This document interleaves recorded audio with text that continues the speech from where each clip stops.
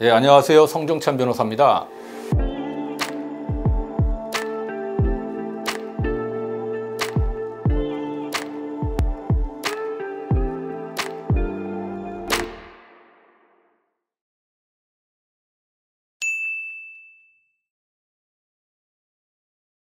선생님, 제가 이슈가 되고 있는 영상을 하나 준비했는데 혹시 보셨나요? 네, 봤습니다. 예. 이 영상에서 보면 강아지 줄을 놓친 사건인데 그것 때문에 사망사고가 좀 발생했어요.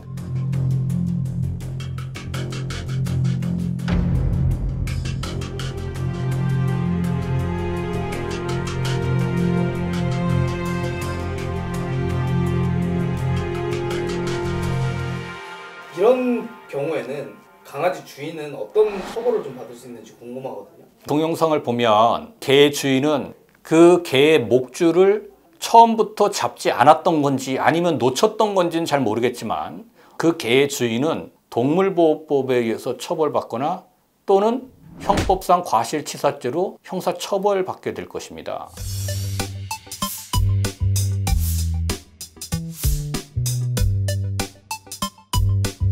이 동영상에서 보면 그 안전장치 중에 하나라고 볼 수 있는 목줄이 아예 되어 있지 않은 것이 아니라 목줄은 되어 있었고요. 그 주인이 아까 말씀드린 것처럼 놓쳤는지 처음부터 잡고 있지 않았는지는 잘 모르겠지만 동물보호법에 적용이 되는 안전조치를 위반했다고 보기 어렵다고 볼 수도 있어요. 그래서 이러한 경우에는 형법상의 과실치사죄로 처벌받을 수 있다는 것이고요.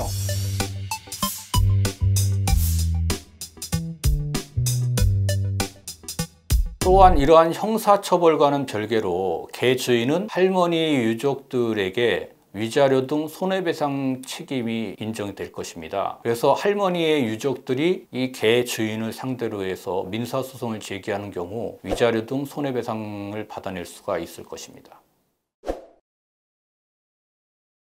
그리고 최근에 우리나라에서 반려견 또는 반려묘 키우는 사람들이 많이 증가했기 때문에 개들끼리 싸워서 상해를 입히는 이런 사례들이 종종 문제가 되고 있는데요.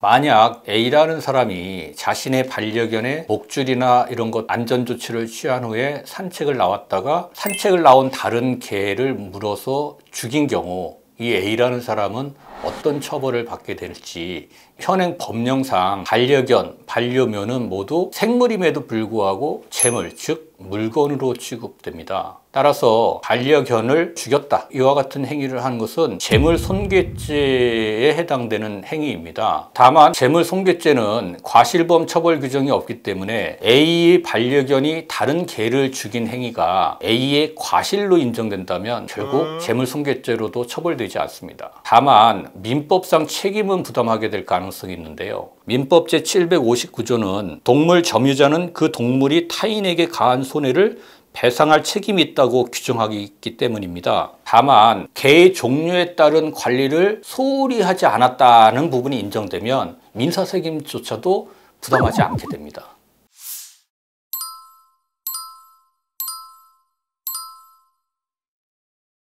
참고로 몇 가지 말씀드리면 반려견이나 반려묘 등 이러한 그 반려동물들은 비록 생물이지만 물건, 재물로 취급한다고 했지 않습니까? 그래서 이런 반려묘나 반려견을 팔고 사고 할 수 있는 건데요. 사고 파는 이 매매 계약을 체결할 때 예를 들면 그 족보가 아주 우수한 것이라고 속이거나 또는 어떤 질병이 걸려 있는데 이런 질병들을 속이고 알리지 않은 상태에서 이 매매 계약을 체결하면 사기죄로 처벌될 수도 있고요. 또 만약에 사기죄로 처벌되는 정도에 이르지 않는다 하더라도 속아서 산 사람은 이 반려동물에 대한 매매 계약을 취소하거나 해지할 수 있게 됩니다. 타인이 잃어버린 이런 반려동물들을 누군가 주어서 키웠다면 점유이탈물 횡령죄로 처벌받을 수 있습니다. 따라서 함부로 유기견이라고 단정짓고 집으로 데려가서 키우는 것은 주의할 필요성이 있습니다. 지금까지 반려동물에 관한 몇몇 얘기를 해봤는데요. 앞으로도 더욱 재미난 얘기로 또 찾아뵙도록 하겠습니다.